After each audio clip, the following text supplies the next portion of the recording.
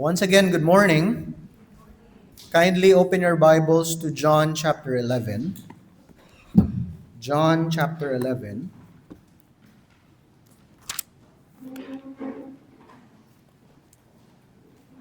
As we continue our consecutive exposition of the Gospel of John.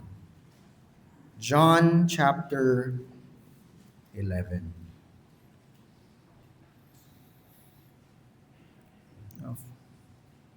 For the past few days, I am reminded multiple times, just like Patrick, of the reality of death. Last Monday, I heard of the news of the school shooting over one high school in Luzon. Then, just this Wednesday, I'm not sure if you saw it, but there was a big fire there in Bata. Yet it stopped the road really from functioning. It was a big fire. And then the last reminder for me this week was when I got a haircut. After getting a haircut and going home, I looked at the mirror. And you know what I saw?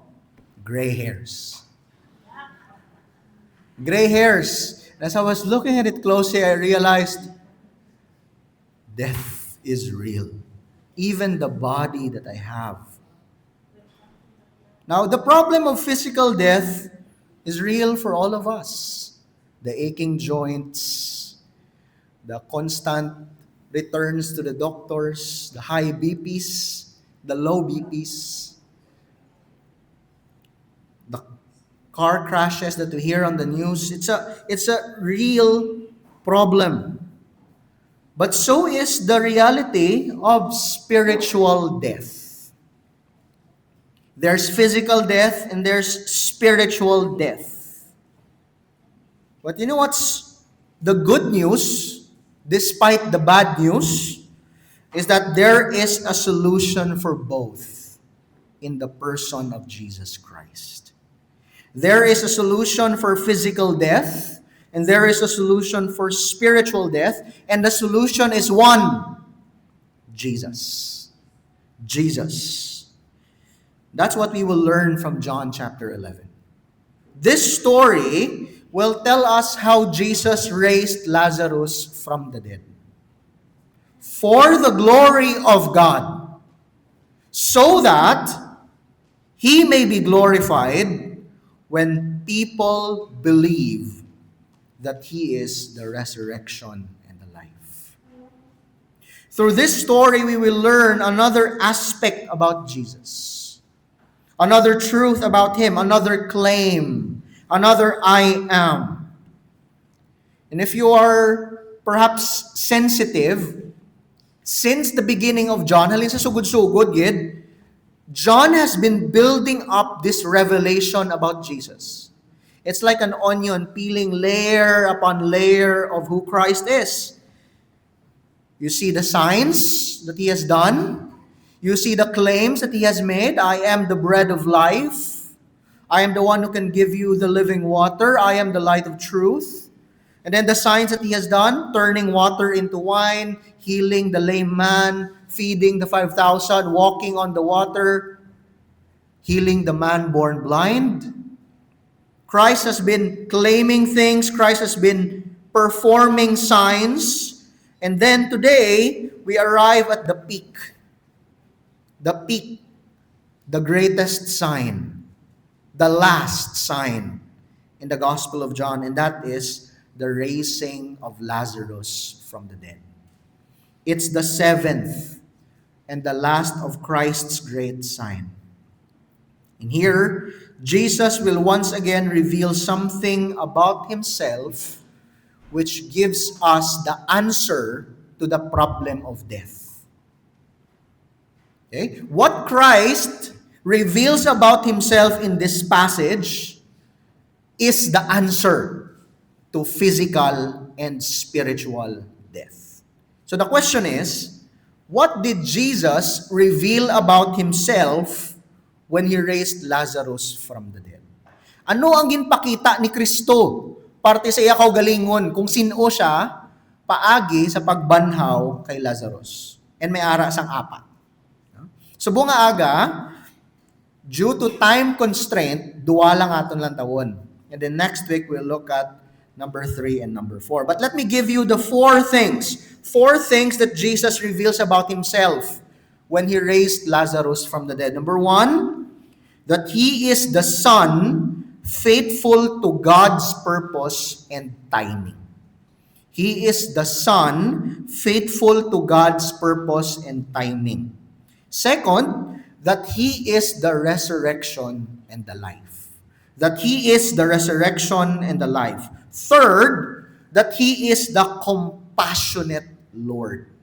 That he is the compassionate Lord. And then lastly, that he is the Lord of life. The Lord of life, the authoritative Son sent by the Father. Now let's look at this morning the first 2 of these truths. First, the first thing that Jesus Christ reveals about himself when he raised Lazarus from the dead is that he is the Son who was faithful. Faithful to God's purpose and to God's timing. You can see this in verses 1 to 16. If you can turn your attention, verses 1 to 16. The story begins with the bad news. Verses 1 to 3 tells us that there is a man named Lazarus, that he lives in Bethany together with her sisters, Mary and Martha. It was Mary who anointed the Lord with ointment and wiped his feet with her hair, whose brother Lazarus was ill. So Lazarus lives in Bethany with her sisters Mary and Martha, and he was ill. May masakit siya. Wait, takabalo kung ano, but he was ill. So, the sisters, verse 3, sent to Jesus. Nagpadala sila mensahe, saying, Lord, he whom you love is ill. The person whom you love is ill. Normally, when we receive bad news like these, we want to respond as quickly as we can. Go to the doctor. Where are you? I'm going to you. I will respond to your need. Right? Out of love and compassion to the person suffering, our natural human tendency is to help. Right? But notice how Jesus responded as soon as receiving the news. Verse 4. But when Jesus heard it, he said, this illness does not lead to death. It is for the glory of God, so that the Son of God may be glorified through it.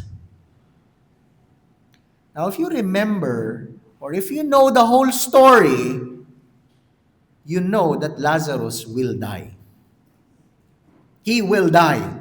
But here Jesus says, this illness does not lead to death. He simply means that it will not lead to permanent death.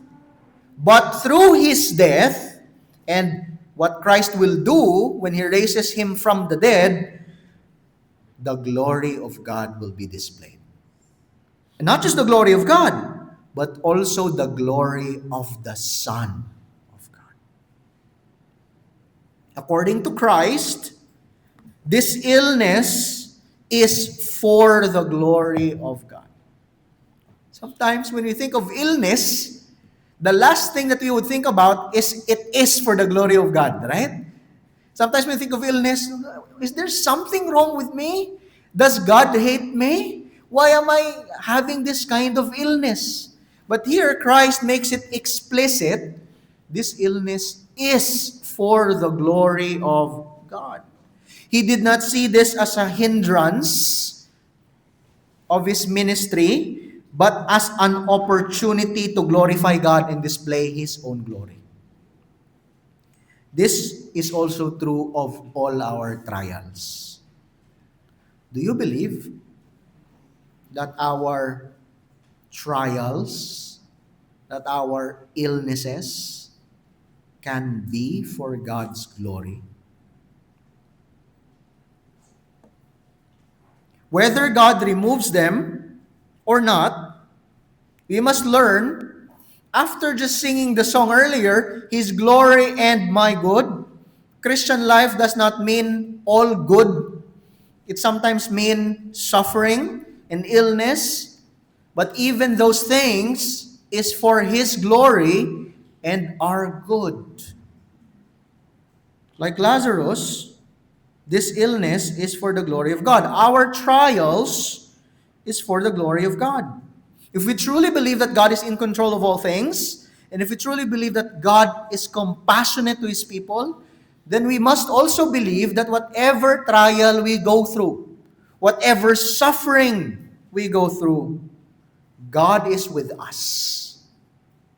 And He is working through this trial for His glory and our good.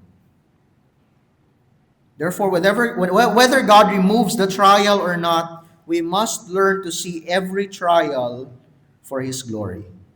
We must learn to trust that God is with us, that He sees the trial. He sees the trial. We must learn to believe that the shepherd loves the sheep. Remember John chapter 10? That the shepherd loves the sheep, that He sees the illnesses of the sheep. And He cares for the sheep, and that He knows the right timing when to intervene. Even when we don't see His working or He seems delayed. Probably that's also the question of Martha and Mary.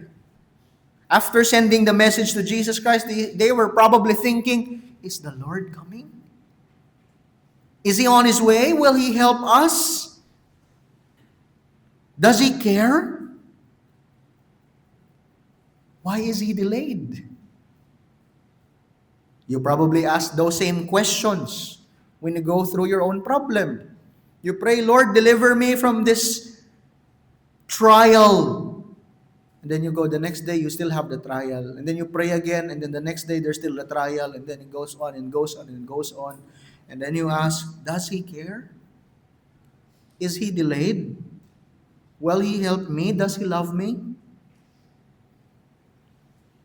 But as verses 15 to 17 will show us, Jesus is never delayed in His response. The Lord is never delayed in His response. He is always on time, and He's always in control.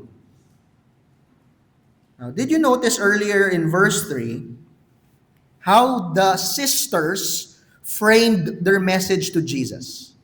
Abal nila, Lord, He whom you love is ill.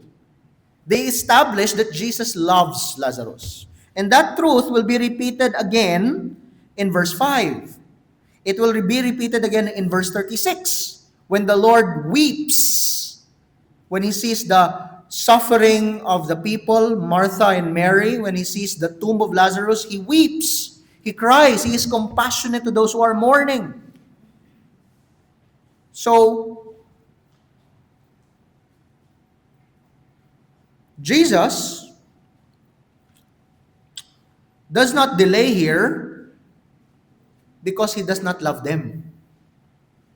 His delay is not because of a lack of love. As His verse or His words say in verse 4, it was for the glory of God. It was for the glory of God. Jesus was convinced that this is what will most glorify God and fulfill His mission. That is why, even though it may seem counterintuitive, look at verses 5 and 6. Now, Jesus loved Martha and her sister and Lazarus, so when He heard that Lazarus was ill, He stayed 2 more days in the place where He was. He did not immediately respond or go there. It's not because He does not love them. It's because, according to what He said in verse 4, this is for the glory of God. This is for the glory of the Son. Therefore, he intentionally delayed coming to Lazarus, so that by the time he arrives in Bethany, according to verse 17, Lazarus had already been in the tomb for 4 days. This is intentional. Christ delays because it is the purpose of God for the Lazarus to die and for Jesus to raise Lazarus from the dead and display the glory of God. That's sometimes the mystery of God's providence, of how God will get glory in things. Sometimes it goes beyond our heads to think that God would allow sickness for glory. But here we see a picture of that.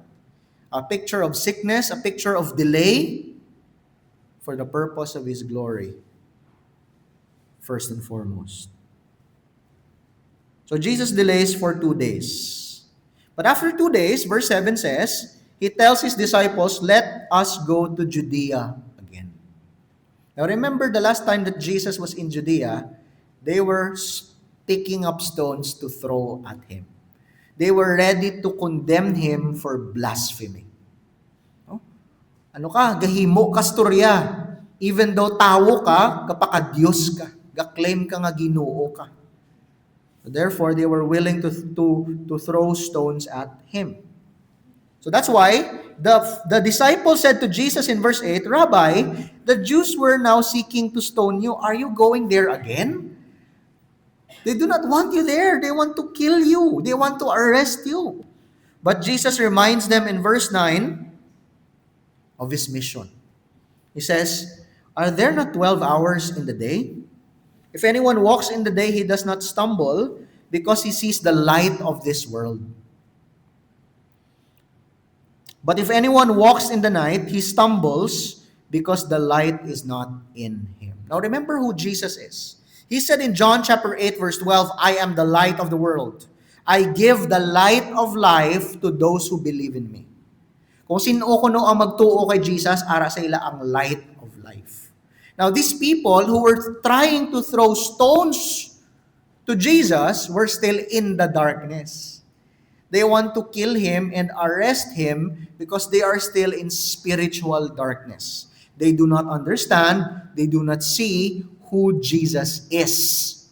Pero ang bali Jesus, it does not stop me from ministering to people.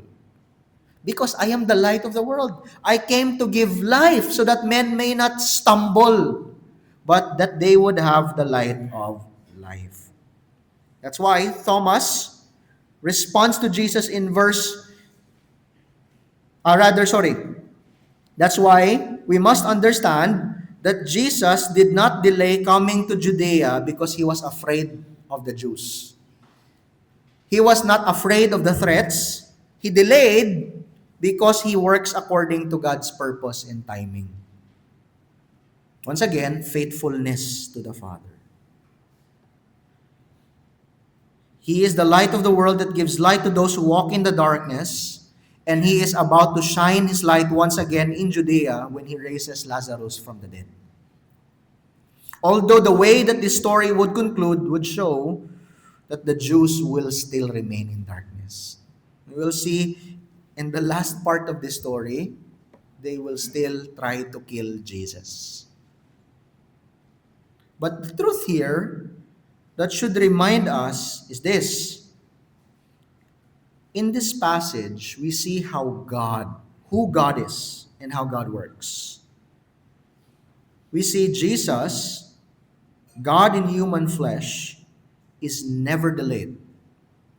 God is never delayed.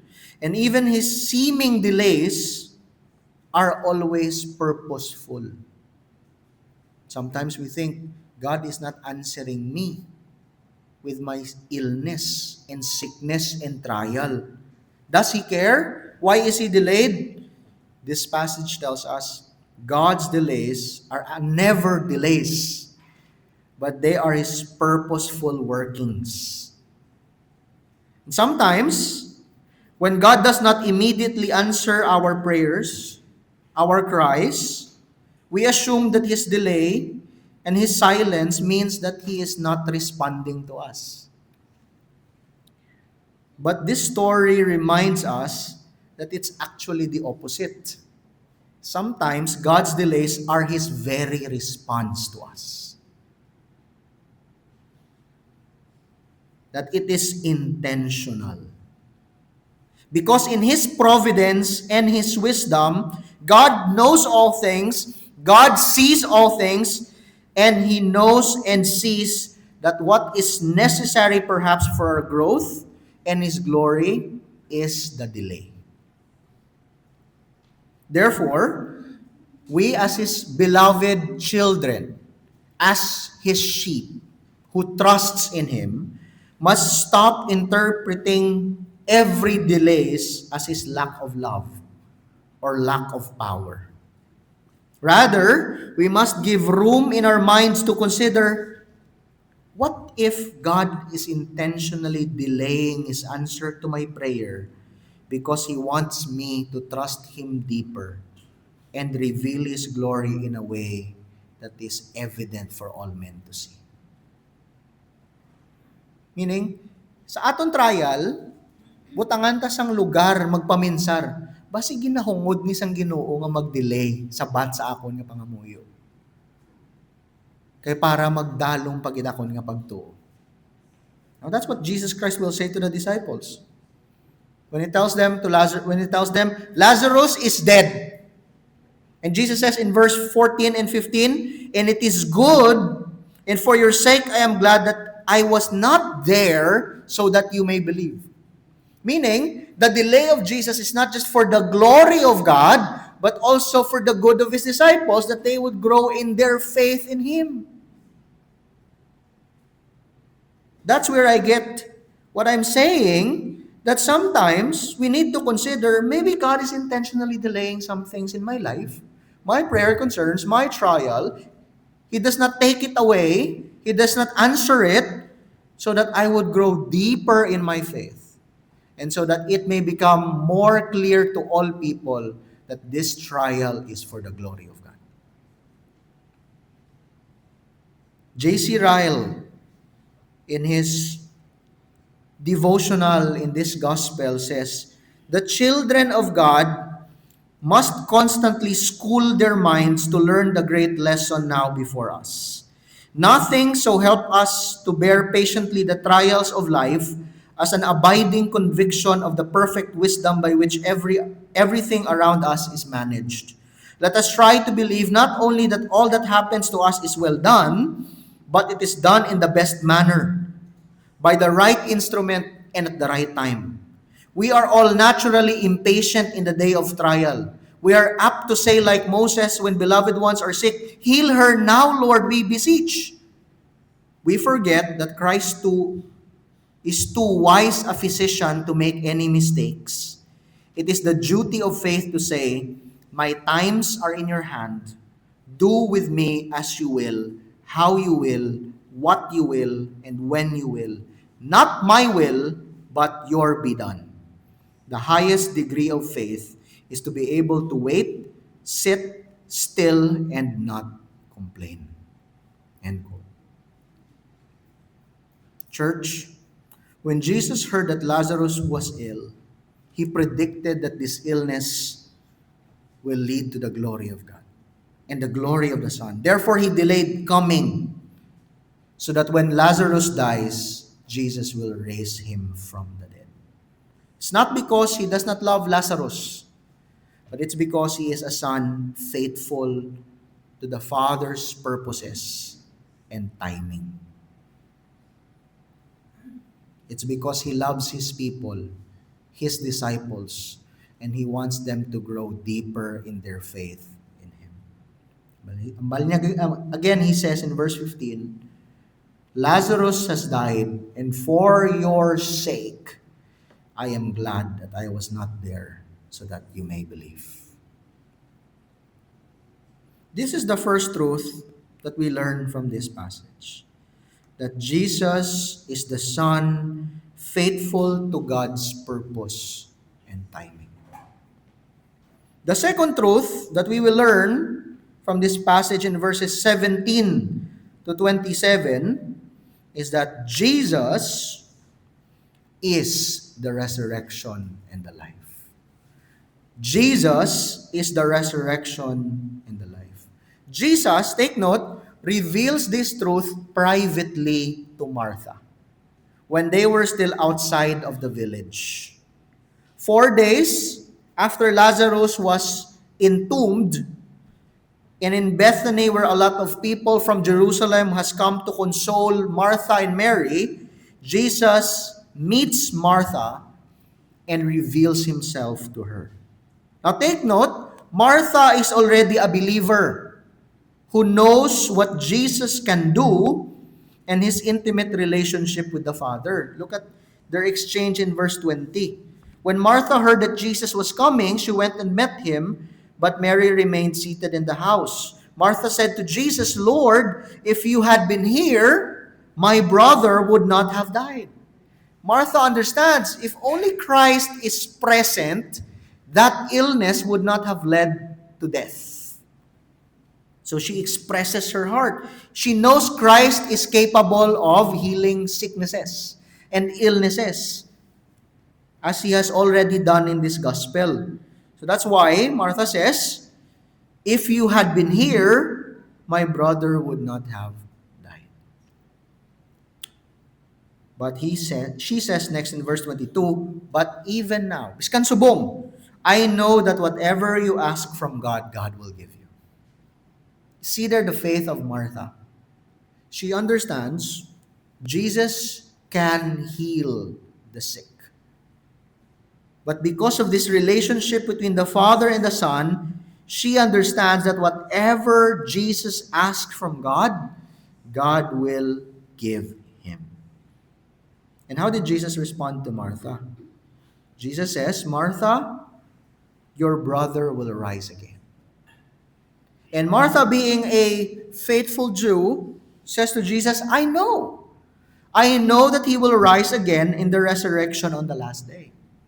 Now remember the passage which we have read earlier from Isaiah and from Daniel.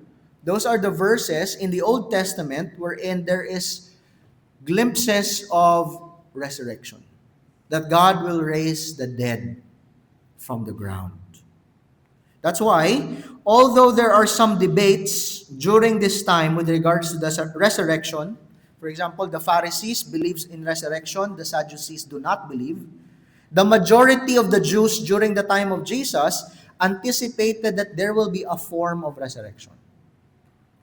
Based on passages like Daniel 12 and Isaiah 26, the Jews believed that God would resurrect the righteous on the last day.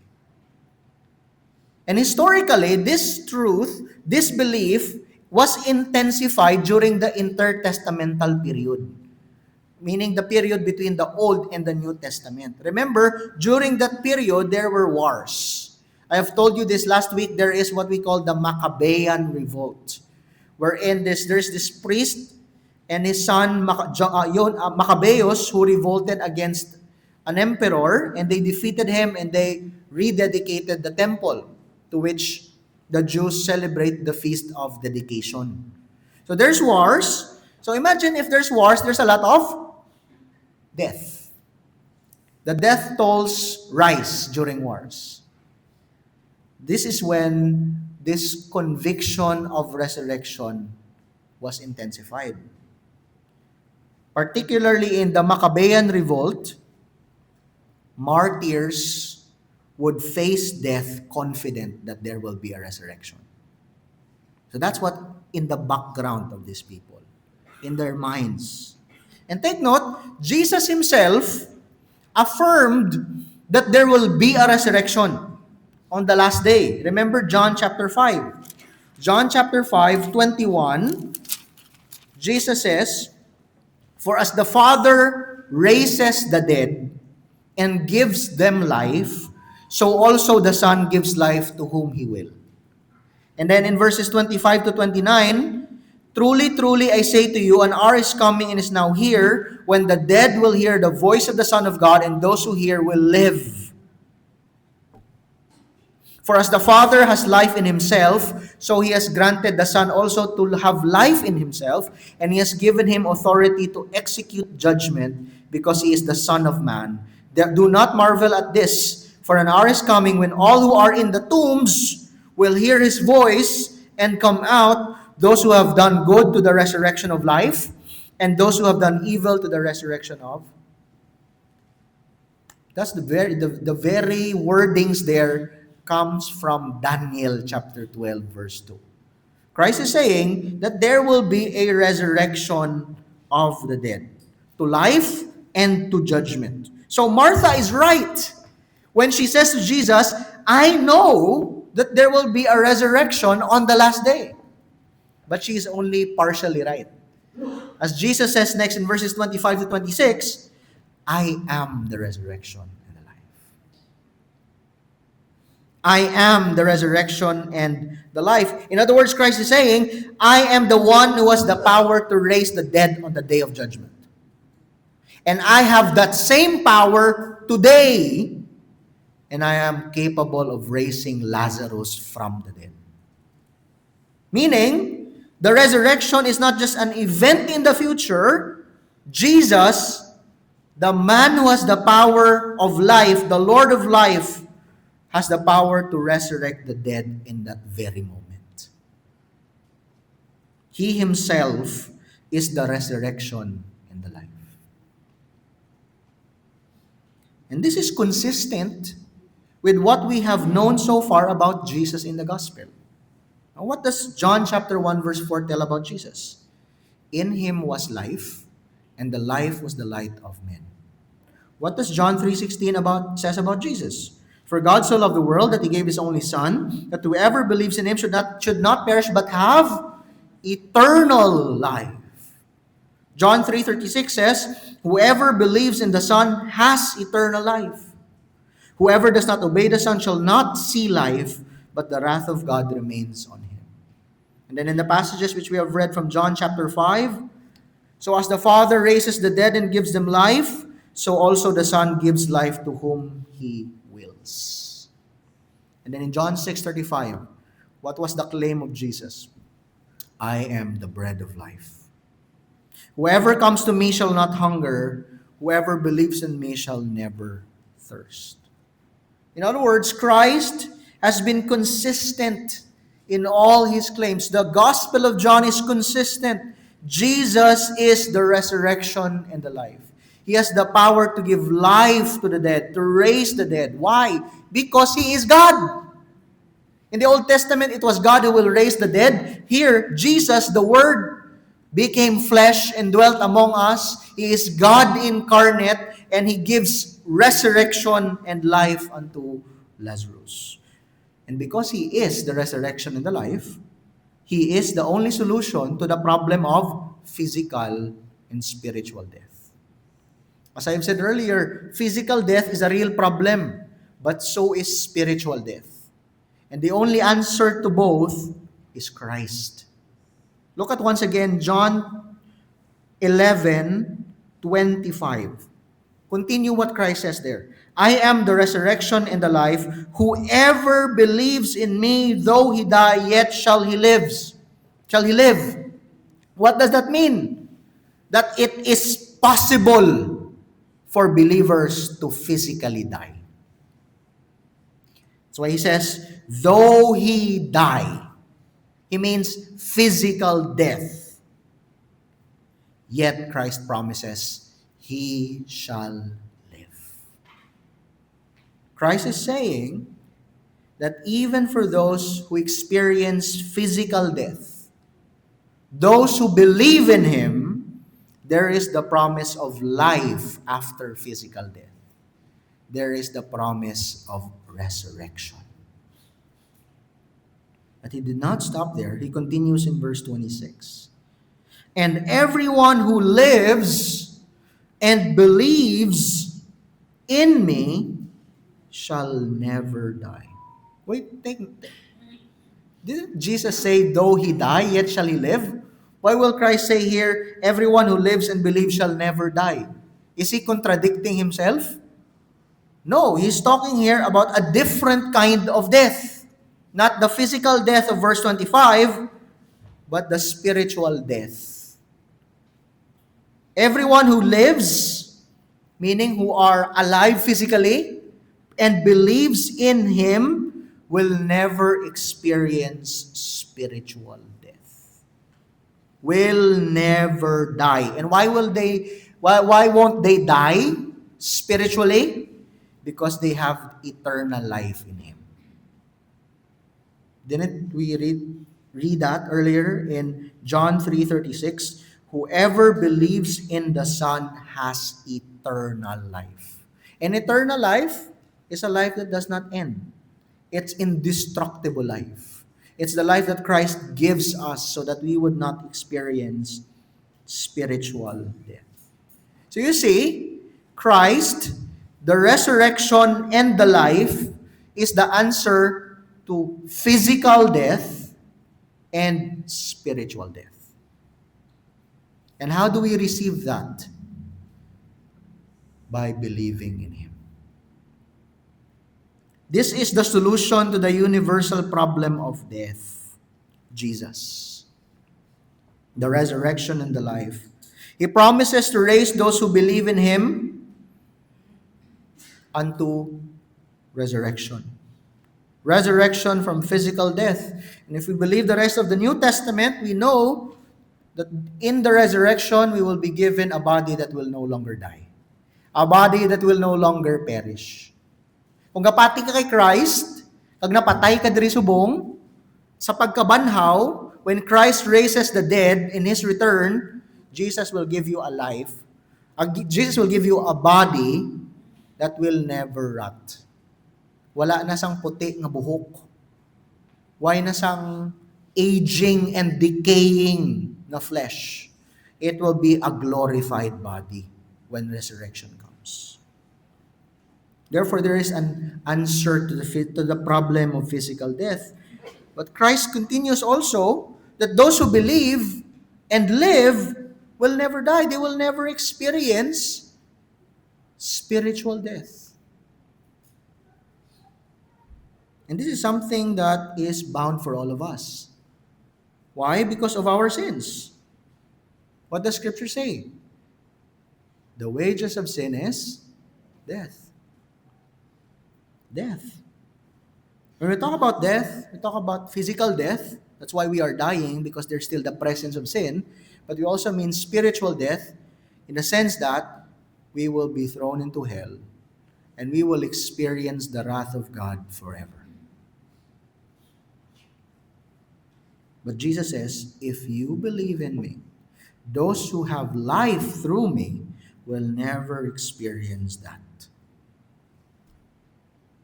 Sin condemns us to physical and spiritual death, but Jesus the Son frees us from the condemnation and power of sin. Therefore, the only question left for us to answer is, do we believe that Jesus is the resurrection and the life? As He asked Martha in verse 26, do you believe this? Jesus did not reveal this to Martha just to say something. Jesus revealed this to Martha to challenge her to believe it. So that Martha would grow in her understanding of Jesus. Gina-reveal ni Jesus kung sino siya kay Martha, and then He asks Martha, do you believe that I am the resurrection and the life? Do you believe that whoever believes in me, though he die, yet shall he live, and everyone who lives and believes in me shall never die? Martha, do you believe this? This question is also the question that Christ asks of you today. Do you believe this? Nagapati ka bala na si Kristo ang pagkabanhaw kag ang kabuhi?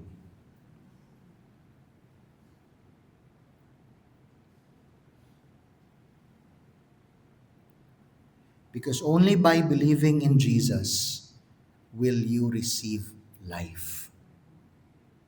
Will you have hope from death? May we all respond like Martha. Look at how Martha responded in verse 27. The great claim of Jesus is met with a great confession from Martha. She says, "Yes, Lord, I believe that you are the Christ, the Son of God, who is coming into the world." In one sentence, Martha was able to affirm her faith in Jesus. "Yes, Lord, I believe." But at the same time, state the very purpose of this gospel. Remember? What's the purpose of this gospel? John 20:21. "All these things I have written so that you may believe that Jesus is the Christ, the Son of God, and that by believing in him you may have life in his name." Martha got it. She believes Jesus is the Christ, the Son of God, who is coming into the world. Into a world that is barren. Into a world that is filled with darkness. Into a world that is filled with death. Christ comes as the light. Christ comes as the sun. Christ comes as the resurrection and the life. And he makes these claims, and he will perform the great sign when he raises Lazarus from the dead, all for the purpose that we would believe in him. And upon believing in him, Christ says, you will have life. Now, when you look at Martha's confession in verse 27, is this also your confession? Do you believe that Jesus is the Christ, the Son of God, who is coming into the world? Now, this is not an unfounded confession. For Jesus will prove that his claim and Martha's confession is true when he raises Lazarus from the dead, which we will look at next week. But the point is that Jesus is the resurrection and the life. And it is only by believing in him, dear friends, that you can have hope, that you can have life in this dying world. Ang pamangkot, nagapati kanagidman bala. Do you believe today? Next week, we'll continue our study in verses 28 to 46. And we will see that what Christ claims, that what Christ's acts are all leading to a certain point wherein he says, Lazarus, come out.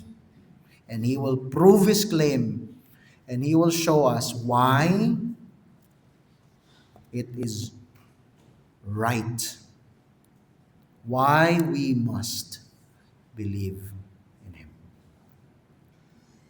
But we'll learn more about that next week. Let's pray. Lord, may you bless the preaching of the word as pointers to Christ, to see him as the faithful Son who works according to the purpose of the Father and his glory, and as the resurrection of the life, the resurrection and life, who reveals himself to Martha so that Martha may believe and grow deeper in her faith. Lord, we also pray the same truth, that these will not just be intellectual musings for us, but this will be the very confession of our hearts. That indeed, as we face death every day, as we are reminded of death week by week, Jesus is the resurrection and the life. Whoever believes in him, though he die, yet shall he live.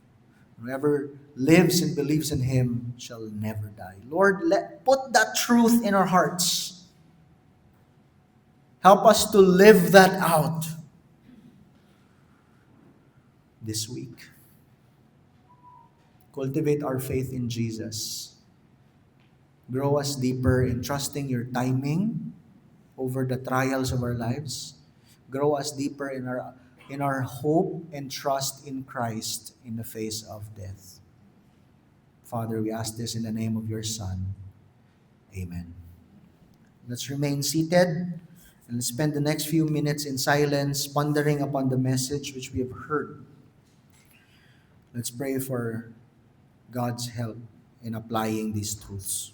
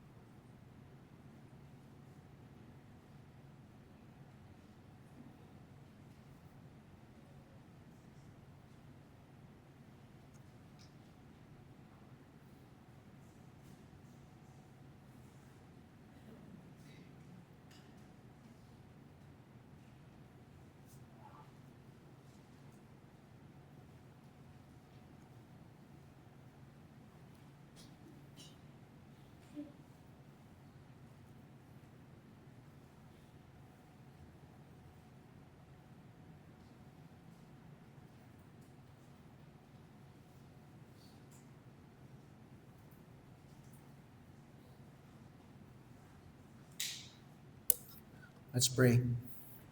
Let's all stand as we pray and we respond to God in song after a prayer.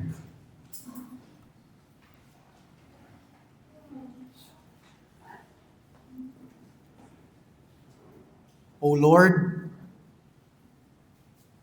death is real, but so is our hope in life and death. Christ's claims, as we have read today, are not empty claims, but claims that stand upon an empty tomb. When he raised Lazarus from the dead, and when he empties his own tomb by rising from the dead and never to die again. Therefore, O Lord, thank you that there is such hope in Christ, that we can have life in him. Help us to trust in him, Lord, to grow deeper in our faith. We ask this in his name. We pray. Amen.